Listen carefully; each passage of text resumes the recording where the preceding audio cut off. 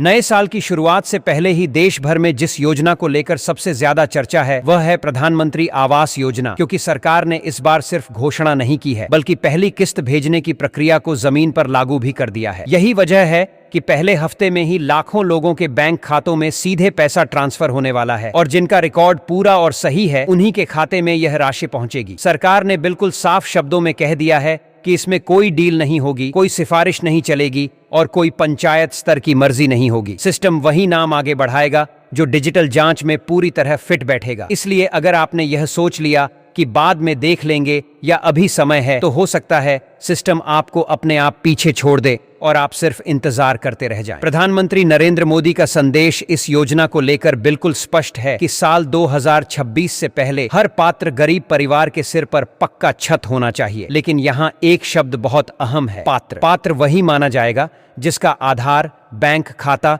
जमीन का रिकॉर्ड और परिवार का पूरा डेटा आपस में मेल खाता हो। अब यह योजना पहले की तरह सिर्फ पंचायत की सूची या कागजी सिफारिशों पर नहीं चल रही, बल्कि पूरी तरह डिजिटल वेरिफिकेशन के भरोसे आगे बढ़ रही है। यही कारण है कि कई लोगों का नाम न तो काटा गया है और न ही किसी को कोई नोटिस दिया गया है, बल्कि उनकी फाइल सिस्टम के अंदर ही रोक दी गई है। बाहर से देखने पर लगता है कि सब ठीक है, लेकिन अंदर से प्रोसेस आगे नहीं बढ़ रहा। अब सबसे बड़ा सवाल आता है पैसे का, क्योंकि आखिर घर बनेगा तो पैसों से ही। सरकार ने इस बार आवास सहायता राशि को पहले से बेहतर बनाया है। केंद्र सरकार, राज्य सरकार और दूसरी जुड़ी हुई योजनाओं को मिलाकर कुल फायदा 3 लाख से लेकर 5 लाख रुपए तक पहुंच सकता है। लेकिन यह समझना बहुत जरूरी है कि यह पैसा एक साथ नहीं मिलेगा। यह पूरी राशि किस्तों में दी जाएगी और हर किस्त से पहले सिस्टम यह जांच करेगा कि पिछली शर्त पूरी हुई है या नहीं। यानी अगर पहली शर्त में ही गड़बड़ी रह गई तो आगे की पूरी प्रक्रिया वहीं अटक जाएगी। पहली किस्त तभी आपके खाते में आएगी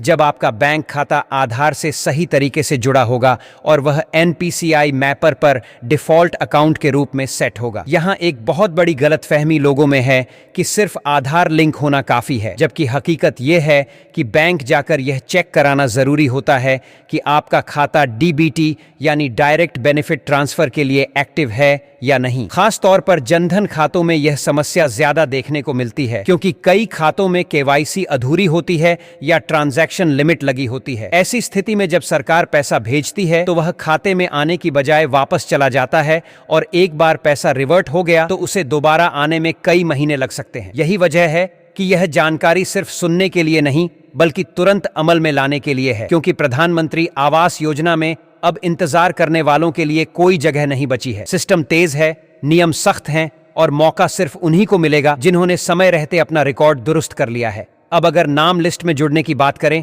तो यहाँ सबसे पहले एक बड़ी गलतफहमी दूर कर लेना जरूरी है। बहुत से लोग यह मान बैठे हैं कि अगर उनका नाम 2011 की पुरानी सूची में नहीं था तो अब उन्हें इस योजना का कोई फायदा नहीं मिलेगा, जबकि सच्चाई यह है कि सरकार ने नए सर्वे के जरिए पात्र परिवारों को जोड़ने की प्रक्रिया शुरू कर दी है। फर्क सिर्फ इतना है कि अब सर्वे पहले जैसा नहीं रहा। अब कोई कागज लेकर घर घर घूमने वाला सिस्टम नहीं है, बल्कि पूरा सत्यापन डिजिटल तरीके से किया जा रहा है। घर की स्थिति को सैटेलाइट इमेज, मोबाइल ऐप और सरकारी डेटा से मिलाया जा रहा है। अगर सिस्टम को यह दिखाई दे गया कि जिस घर को कच्चा बताया गया है वहां पक्का निर्माण पहले से मौजूद है, तो फाइल वहीं रुक जाती है और उस स्थिति में कोई अधिकारी भी कुछ नहीं कर पाता। इसके बाद अगला चरण लाइव फोटो और लोकेशन का होता है, जिसमें यह जांच होती है कि तस्वीर उसी जगह की है या नहीं। अगर फोटो और लोकेशन में जरा सा भी फर्क निकला तो नाम आगे नहीं बढ़ता। तीसरे स्तर पर परिवार और संपत्ति की जांच होती है, जहां वाहन, जमीन और दूसरे सरकारी रिकॉर्ड देखे जाते हैं। अगर इनमें से कोई भी जानकारी तय सीमा से बाहर पाई गई तो व्यक्ति अपने आप इस योजना के लिए अपात्र मान लिया जाता है। यानी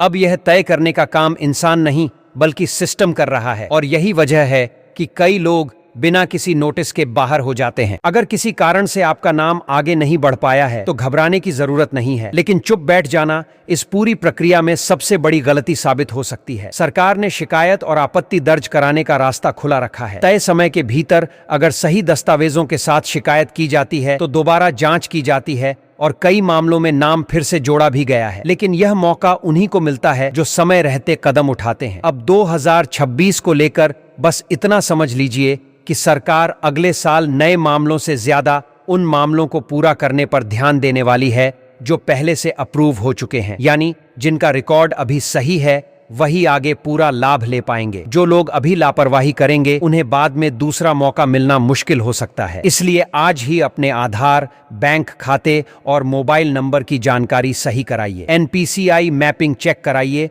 और किसी भी दलाल या बिचौलिए के झांसे में बिल्कुल मत आइए, क्योंकि प्रधानमंत्री आवास योजना का पैसा सिर्फ और सिर्फ सीधे बैंक खाते में आएगा, हाथ में नहीं। अगर आप चाहते हैं कि आपके जिले की सही स्थिति आपको पता चले तो आप कमेंट में अपना जिला और राज्य जरूर लिख सकते हैं, ताकि वहां की अपडेट साझा की जा सके। इसी बीच यह भी साफ कर दिया गया है कि सरकारी कर्मचारी जिनके पास पहले से स्थिर आय और सुविधाएं होती हैं, उन्हें इस योजना में प्राथमिकता नहीं दी जाती। इस योजना का फोकस खास तौर पर शादीशुदा परिवारों पर रखा गया है, जहां पति पत्नी के साथ पूरा परिवार रहता हो, ताकि एक सुरक्षित और स्थायी जीवन दिया जा सके। साथ ही लाभार्थी का भारत का मूल निवासी होना जरूरी है, यानी पहचान और निवास दोनों भारत में मान्य होने चाहिए। अब बहुत से लोग यह भी पूछ रहे हैं कि जिन्होंने पहले कभी आवेदन नहीं किया था उनका क्या होगा। तो सरकार ने उनके लिए भी रास्ता खुला रखा है। जिन लोगों से किसी वजह से पहले आवेदन छूट गया था वे अब भी आवेदन कर सकते हैं। वहीं जिन्होंने पहले से आवेदन कर रखा है उनके लिए सबसे जरूरी काम है अपनी स्थिति की जांच करना, यानी लिस्ट में अपना नाम देखना, क्योंकि कई राज्यों में यह सूची तैयार हो चुकी है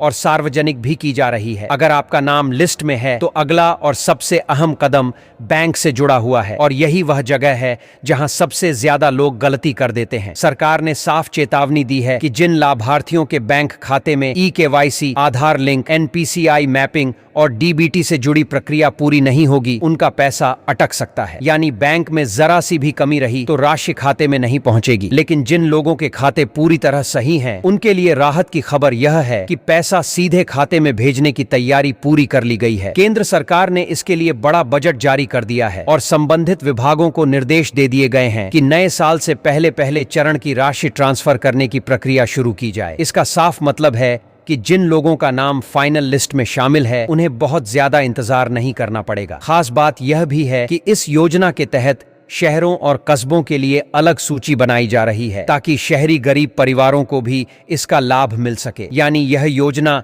सिर्फ गांवों तक सीमित नहीं है, बल्कि कस्बों और शहरों में रहने वाले जरूरतमंद लोगों तक भी पहुंच रही है। सरकार आगे की तैयारी भी कर चुकी है और 2026 को ध्यान में रखते हुए राज्यों और क्षेत्रों में किस्तें भेजने की योजना बनाई जा रही है। जिन राज्यों में सूची पूरी हो चुकी है वहां लाभार्थियों को तय समय पर उनके बैंक खातों में पहली किस्त भेजी जाएगी, और कुछ राज्यों में इसका असर सबसे ज्यादा देखने को मिलेगा। अब आखिर में सवाल यही उठता है कि आपको कैसे पता चले कि आप इस योजना में शामिल हैं या नहीं। जवाब बहुत सीधा है, अपनी लिस्ट जरूर चेक करें और बैंक से जुड़े सभी काम समय रहते पूरे कराएं, क्योंकि सरकार ने साफ कर दिया है कि पैसा तभी आएगा जब सिस्टम में सब कुछ सही होगा। अगर एक भी कड़ी अधूरी रह गई तो ट्रांसफर रुक सकता है। इसलिए यह वक्त लापरवाही का नहीं बल्कि समझदारी दिखाने का है। और अब एक सवाल आपसे भी है, आप किस राज्य और किस जिले से यह जानकारी देख या सुन रहे हैं, और क्या आपको या आपके आसपास किसी को इस योजना का लाभ मिला है या मिलने वाला है? अपनी जानकारी साझा करना जरूरी है, क्योंकि सही जानकारी से ही और लोगों को सही समय पर फायदा मिल पाता है।